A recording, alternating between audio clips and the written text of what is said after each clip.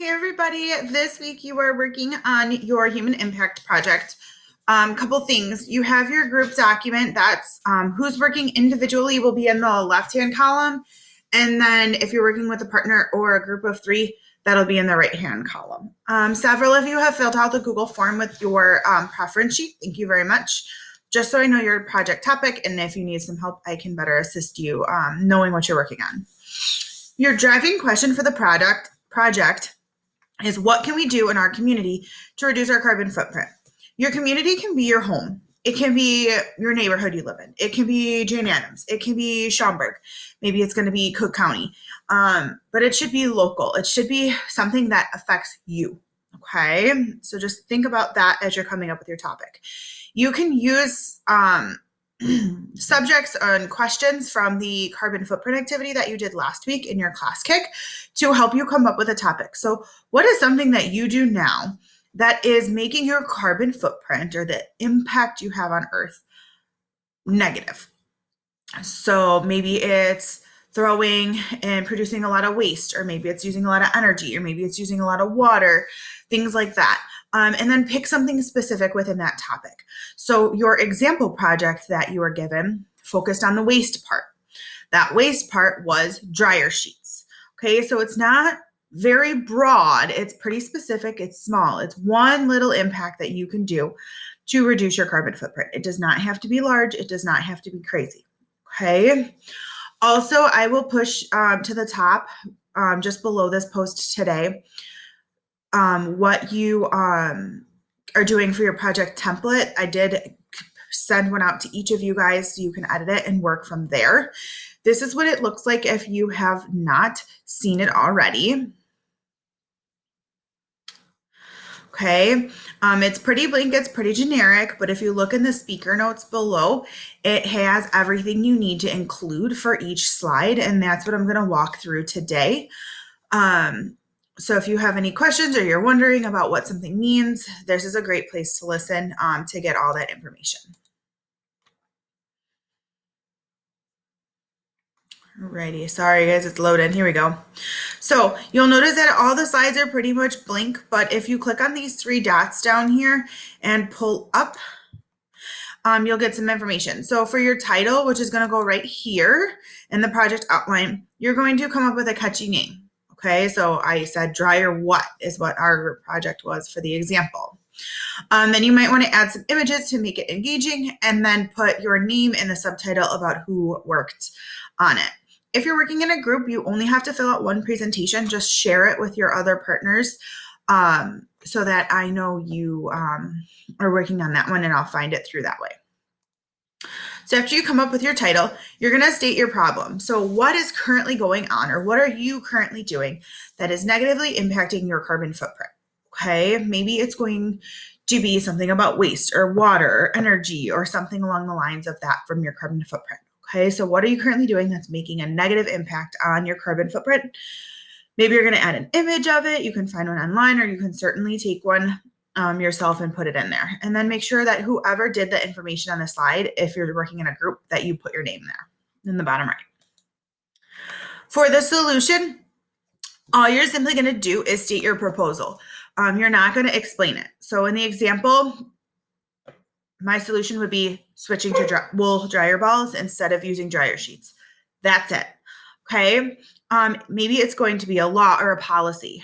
Maybe you're going to talk about food and you're going to make a policy or a law based on that, or electricity or energy or water usage, and you're going to make a policy on that. Maybe it's going to be an eating habit you're changing. Knowing different foods we eat increase our carbon footprint in a negative way. You're going to change an eating habit.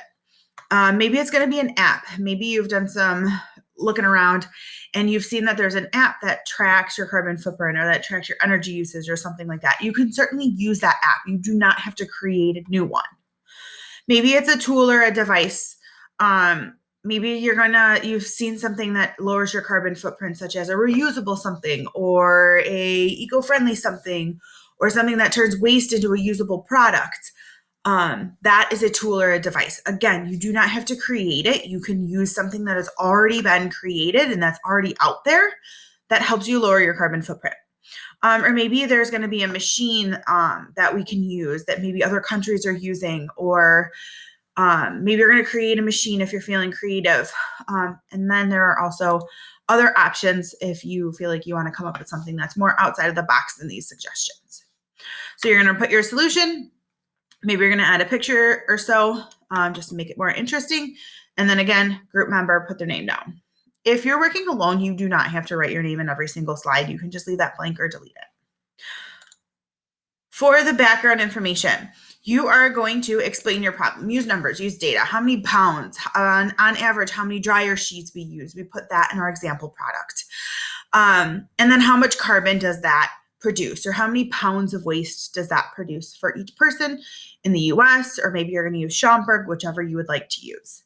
To help you do this, there is a link to the reference sheet in your slides. If you click on it, it's going to pull up stats and data for the US as well as Schaumburg, so that you have that already at your fingertips, and you can certainly use this data and information to help you get your information and your numbers in there, okay?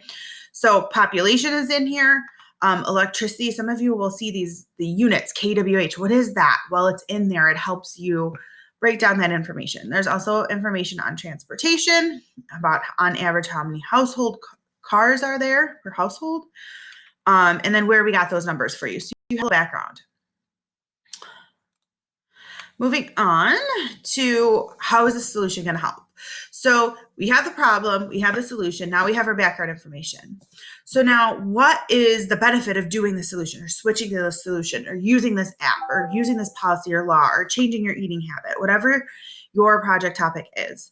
How much is it going to reduce the carbon footprint by, or how much is it going to reduce your waste by, or how much is it going to reduce your energy or your water or whatever it may be by, either per household, per person in the US or in Schaumburg, whichever you would like. You can pick your community. And last but not least, implementation, meaning how are you going to roll this out? How are you going to start this? If you're going to reach the Schaumburg community, what are you going to do to get the word out there? Okay.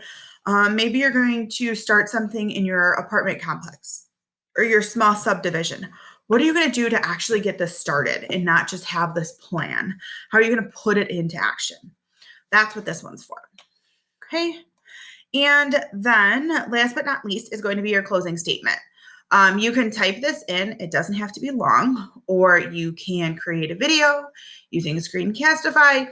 You can create an audio file using your podcast and put it in there. Whatever you guys would like to do and be creative.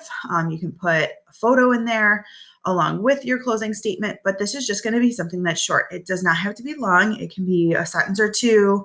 It can be like 10, 15 seconds of a video file or an audio file, whatever you would like to do that kind of wraps it up and shows the importance of your project and your topic. Okay. I hope this helps, guys. I will be on tomorrow, Tuesday at 11 o'clock. I will probably be in our classroom because I'm going to pack up my classroom for summer. And I'll also be on again at 1. So I'll be on at 11 in our classroom if you want to see the room for one last time.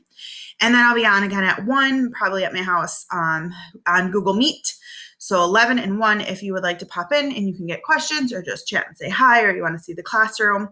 But I'll be available for Google Meet again at 11 in the classroom and 1 o'clock tomorrow. Have a good day, guys.